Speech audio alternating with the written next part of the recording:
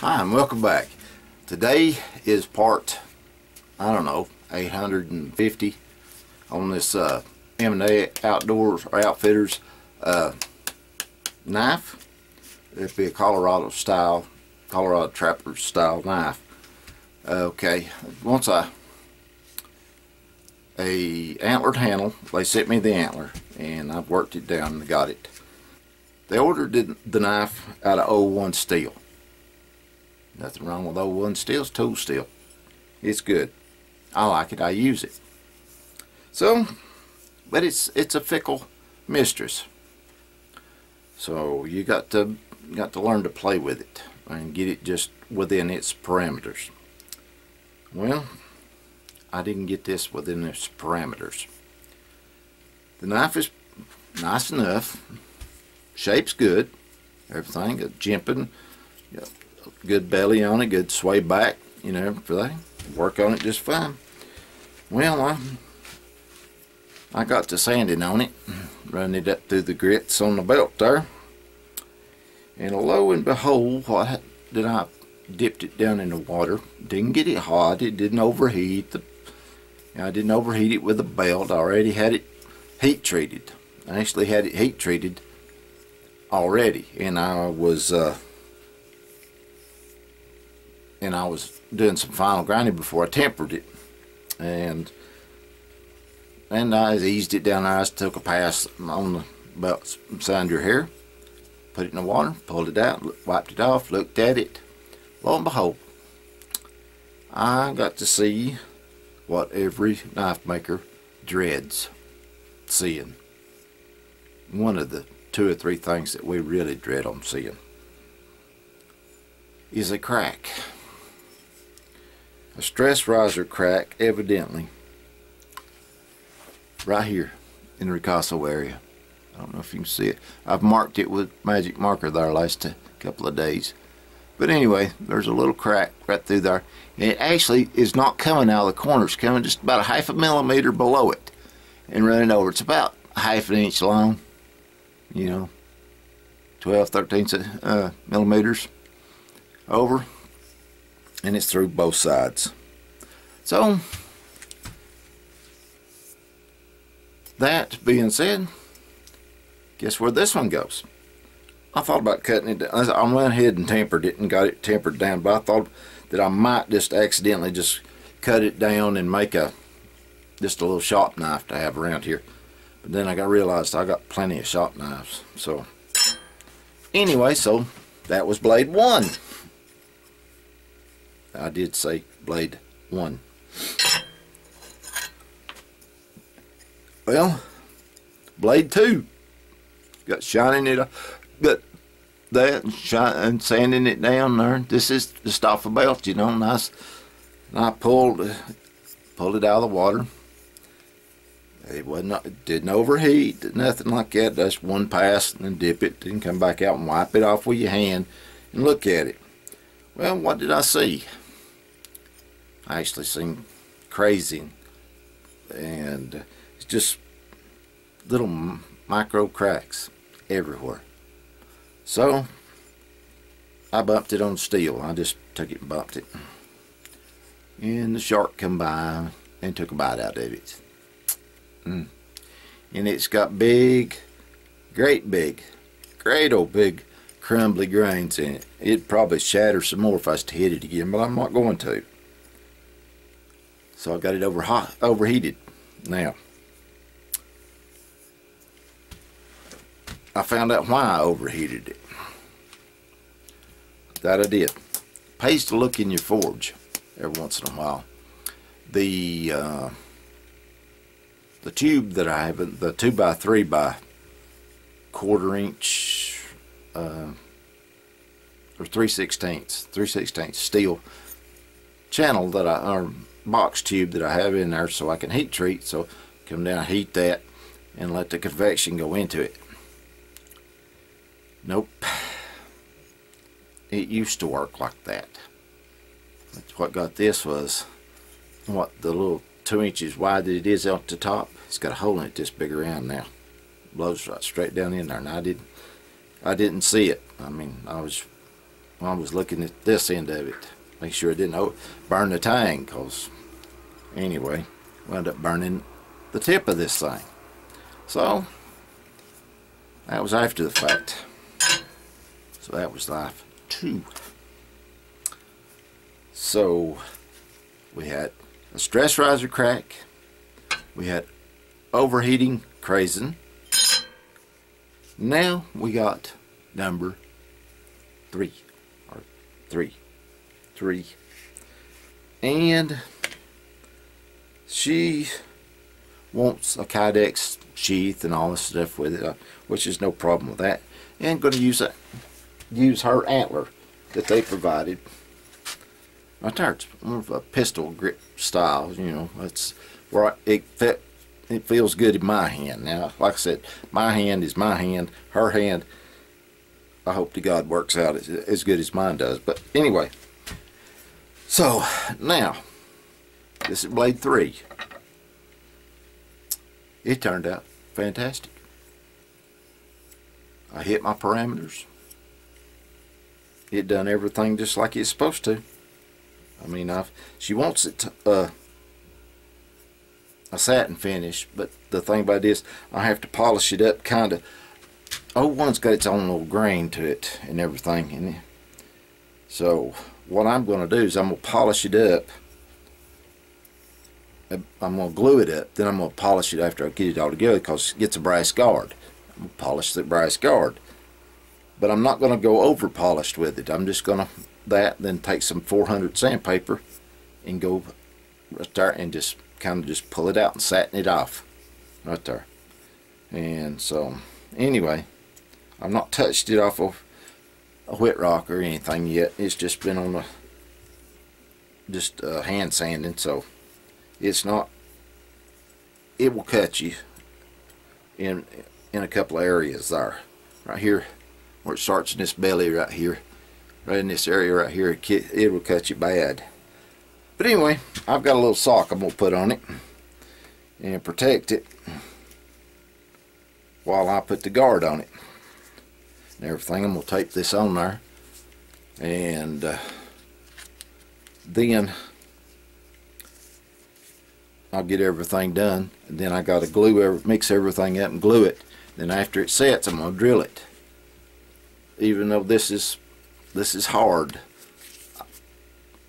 I clayed the tang right in here, and it's fairly soft right in this area right here, but out here it's hard where I didn't. So anyway, that's that way, but it's all been tempered, so it's all good. It'll just turn a drill bit into dust back here in the back. See, I've tried 2 different drill bits out there. It just turned them to dust because now in front of that hole it's softer. It starts getting softer. That's the reason I got this one this deep, this one only that deep.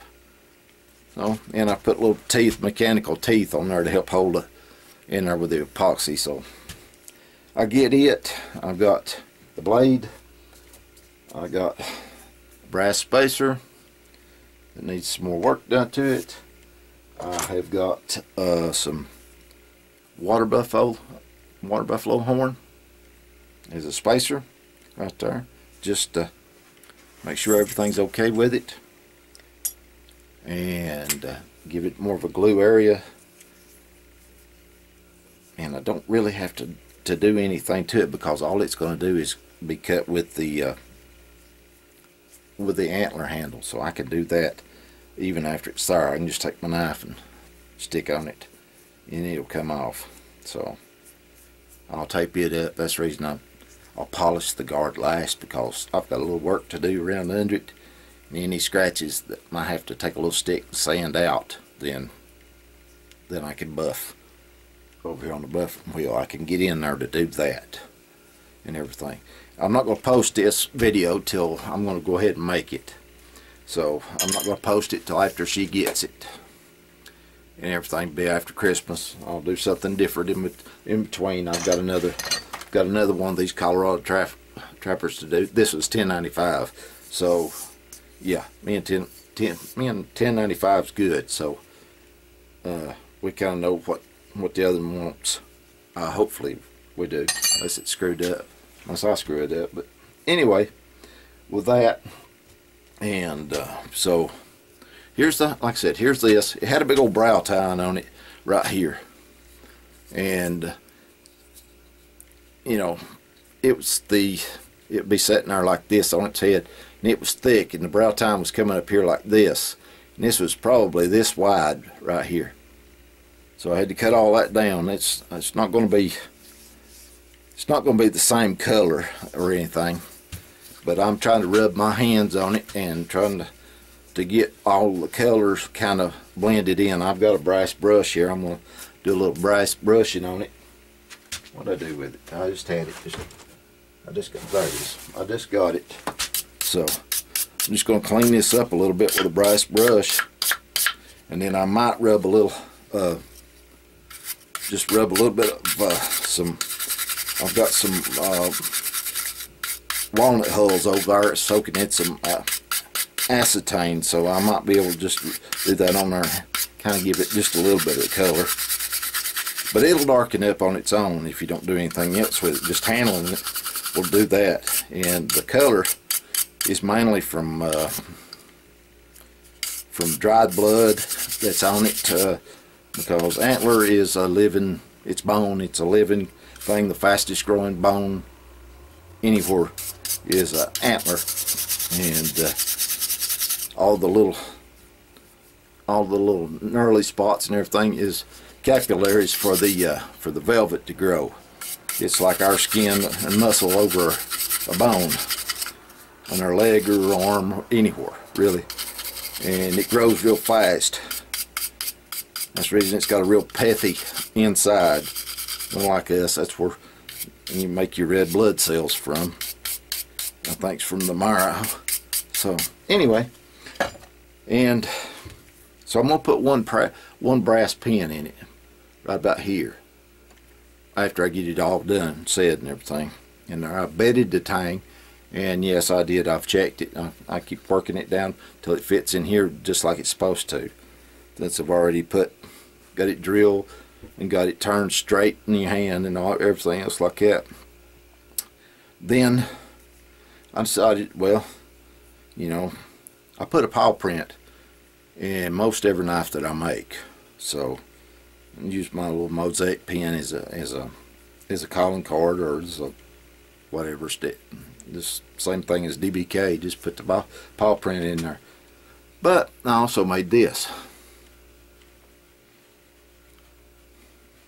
That's a brass whitetail rack, one side.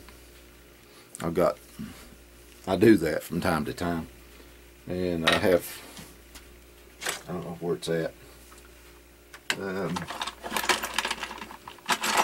Anyway, I made an elk antler here just the other day, and just while I was waiting on everything, while I was in the soup or taking the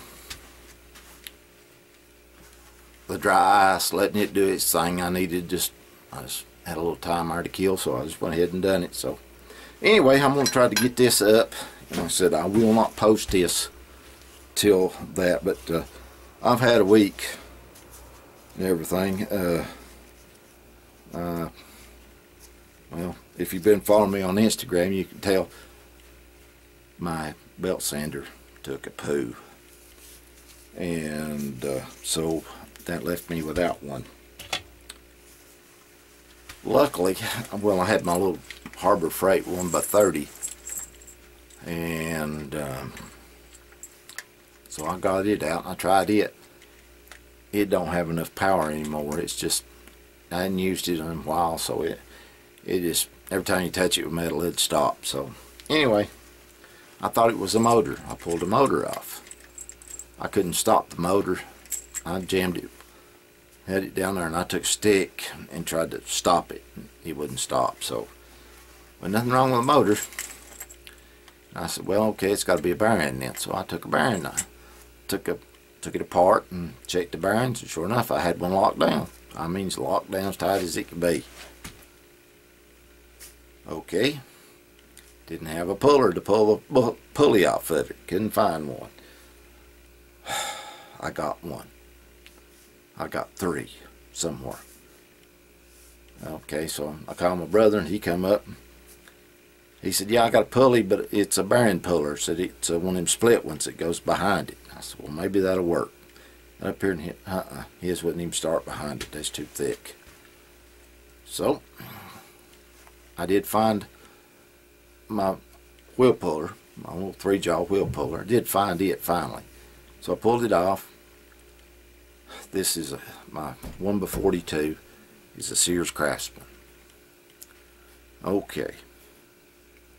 It did not have sealed bearings in there. It got shielded bearings. Not sealed, shielded. Okay, that means that you can oil them. That you can squirt oil in there and get the ball bearings freed up. So that's what I done. I put it back in there. Didn't have any bearings to fit it. Different size, everything. Put PB Blaster in them, let them set a little while, and they worked fine. Put it on there, put it all back together, turned it on, nothing. Just okay. So I took my drive pulley out, and the drive shaft on it that goes from one side to the other. It had 2 bearings on it. There was one side shielded only. They wasn't sealed. They was only shielded on one side. And the back side didn't have nothing but the race and the balls in it showing. And there's no way to put any oil or grease or anything inside of that housing there that is the shafts. Luckily, I had a couple of bearings that fit. They were seal bearings. I had 2. Yeah. And it turns out they're the same thing as the Harbor Freights. So I got extra for my Harbor Freights. So on them 2, or the other 2, nowhere close. So I changed them 2 out. Too much in play. I put shims in it. Put it on there. Runs like a top now. Runs like a dream now. How long it'll last? Hopefully till I can afford to get one of them big ones. One of them 2x72s. Or 2x48s or whatever I can afford there. If ain't much difference in it.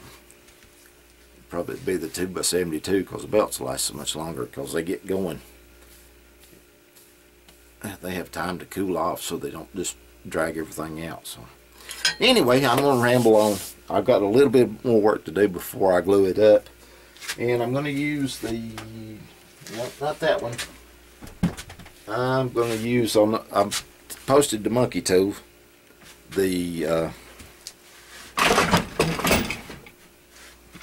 here's the Squeeze-O-Matic 600. So that one's the one I'll be using for this knife. And for the other knives, for the big ones that I got hanging over here, I'll have to use the Squeeze-O-Matic 900 on it, the one I made the other day for monkey toe. So anyway, like I said, till next time, I'm not going to post this, and I'll come back and add to this a little bit later on when it gets up there and fixing to go out the door. So till I get this part of it done, I'll catch you in a little bit. Hi, and welcome back. Today's the next day, and I've got the knife in the Squeeze-O-Matic 600. So now all I got to do is take it out and start working on the guard, and then I'll buff and shine and everything else like that on it. But till then, let me get this out and I'll be back in a minute. Okay, I'm back. I forgot to turn on the camera again. Doggone it. I have to write everything down or I forget it. But anyway, I've got the knife in the Kydex press right now. I'm making a sheath for it. So it's going to be a little tricky with these. It's not super tricky, but it is just a little bit. Make sure the retention gets in there where it's stayed good. And I'm going to put one of my loop belt holders on there so that you know, it'll swing with you and you can sit down with it and it won't cut into you or anything. But I'm also going to include one of these, and one of these is a it's a T-lock or something like that, it will go and it mounts anywhere you want it to. It comes apart. There's a screw or something inside of it right there. So come on. Okay. Yep, they're tough. Okay, come on. Yep. Yep, had a screw in there. It's got a T-bar in there that you can adjust it. Yep, it's got a, that's what these holes is for right here, is this bar goes in and you can adjust it to whatever belt size that you want, all the way down to just a 1/2 inch or 5 3/4 looks like. And it's got several mounting holes there. You can mount it on your belt, you can mount it up here onto your chest, on the strap on your for your backpack. You can do it sideways, you can do it any number of ways, and then it'll hold right in there. You have to squeeze it just a little bit. I forgot, and it's been a day or two since I played with one of these, but anyway, they're fairly simple. If you just squeeze it and it'll open it up. You just adjust this any way you want it. Just pull her out there, put it on the belt. So with all these mounting holes here, that gives you a pretty good selection of which way to put it on there. So when it snaps in, then you put it over. It's got that lock on it. Stays right there all day long. It snaps shut. There it is. So, and it comes with its own Chicago screws and 2 little rubber washers on there to help space it out. So anyway, so that takes up the slack in the curvature of the knife or whatever you're putting it on with that. So let's see if this thing's ready to come out of the Kydex press yet.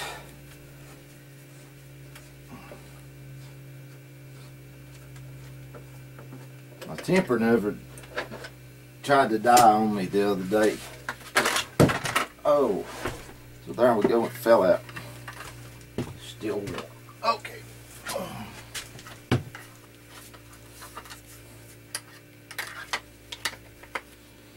Yep.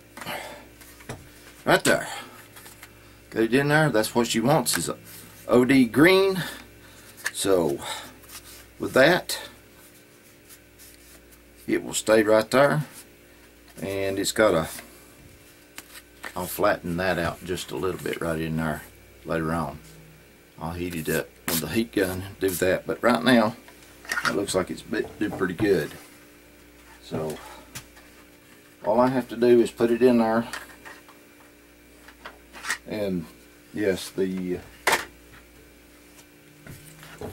put one of these on there to give it enough slack so it'll be loose in there, and retain the retention will be on the guard up here. So here it is. It's a satin finish. Oh Lord, excuse me. This right here is goop off of the it's green rouge. It's not sharp. There's spots on it. It's going to be sharp, but most of it's just dull right now. And I don't like to bleed a whole lot, so I wait till the last thing about sharpening this. Right here, it feels good in the hand. It's pretty good. I mean, it comes out there straight. It's still just a little bit.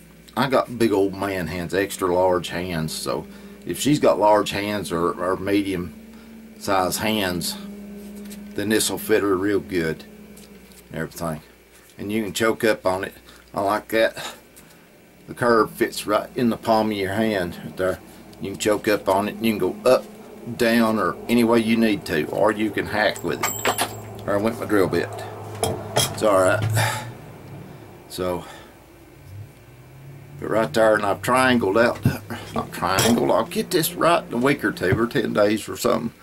I've diamond shaped the tip. There, it's not sharp. I gotta bring the edge on that just a little bit right there. I'll do that when I sharpen it. I tried to leave it as blunt as I can because as much as I'm handling it and putting it on the buffer, I don't want it sharp at all because it'll bounce around there, cut your leg off or something. So anyway, they want satin, and that's pretty much a 220 finish with some buffing on it, some little light buffing and everything. That just makes it pop a little bit. Right there, it's got some sheath scratches on here from this, even though that was new right there. Moving it around, it actually puts it on there. So anyway, let me put this back in there and drill me a hole or two, and I'll get started on putting this sheath together, and then I'll take the tape off of it, work on the handle a little bit more, do a little more polishing, a little buffing here and there, so that it will it'll still be satin, but be a shiny satin. So anyway, let me get back on it here in just a minute. Okay, I'm back. I got the knife completed. I've got the sheath made and everything. So I was just in a time crunch, and I just don't want to do all that. So here it is. Hopefully you can see this right there. It's got a little oil on it. It's satin finish, which means there's scratches in the blades. And there's the DBK. Okay, it's got some vining on the back. Got jimping on it. Got a brass guard.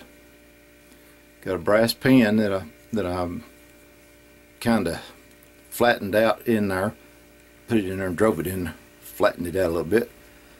Okay, it's got a water buffalo horn spacer right between there. No, it didn't have to have one. I just wanted to put it.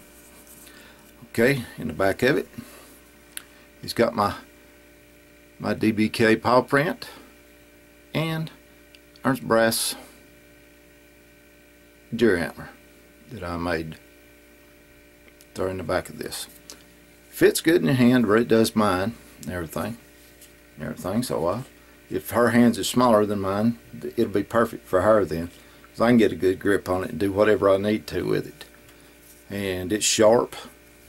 It's 01, so this 01 being tough. I mean tough to sharpen. Once you get it sharp, it's good. It's work a long time, but you gotta maintain this one, the 01. After you use it, I've put a little piece of leather in there. It's got a little bit of oil on it. You just strop it a little bit and get right back up. You don't have to sharpen it every time. But the main thing with this is never ever put it back in the sheath wet with blood in it, and it will make one rust. That'll just take being thrown anywhere.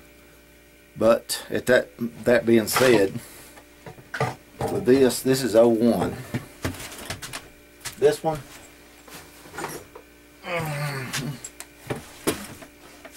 is 1095. This is mine. This is not the first knife I ever made, but it's up there in the top 10 or so. And it's actually got a little fat on it. There. Blood, no blood, just a little bit of fat on it where I cut up some elk with it and wiped it off a little bit.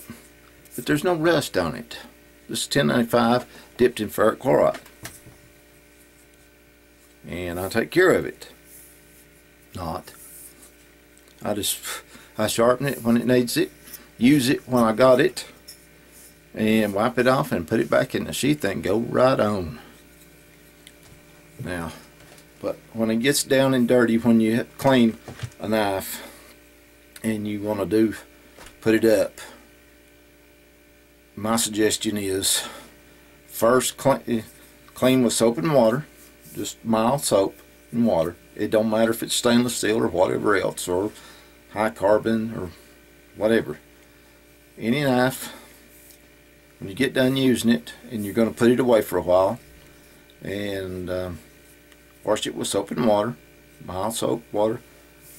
Then when you dry that off thoroughly, take some lighter fluid. I've got a video on knife care. Lighter fluid. Clean it again with the lighter fluid. Take a soft paper towel, chamois rag, one of these little rags that you clean your glasses with, that they send with the glasses. One of them works real good, or one of them microfiber ones. And clean it off, just wipe it down. And then take you some good oil, whether it's gun oil or whether it's like this right here, my Norton's honing oil. That's what I use right there. And there's let's see, I got some Windex there on the bench, and so the Windex is for cleaning everything else off, cleaning sheath and everything. Then I got some 91% rubbing alcohol. I use that a lot, clean everything, handle and everything. And acetone. Try not to use too much acetone on them. It pulls all the moisture and all the oils out of antler or bone. And I even oil the bone and get it going. So anyway, so that's it for this one, the DBK, the Colorado Trapper's Knife Fire for M&A Outdoors or Outfitters and everything. So that, she wanted a Kydex sheath with it. It could be made either way, right or left.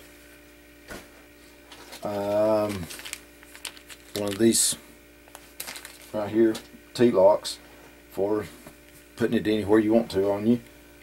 Piece of leather with a little bit of oil on it so she can strop it. And a diamond sharpening stone. 400 grit. When you use this, you can turn it over and use the back of it. Also, works real good for honing it. And that's the package. So I'm going to try to get this all bundled up and put in the mail tomorrow on Friday. So hopefully I can get it out. So till next time, this is Bobby Shields saying, God bless.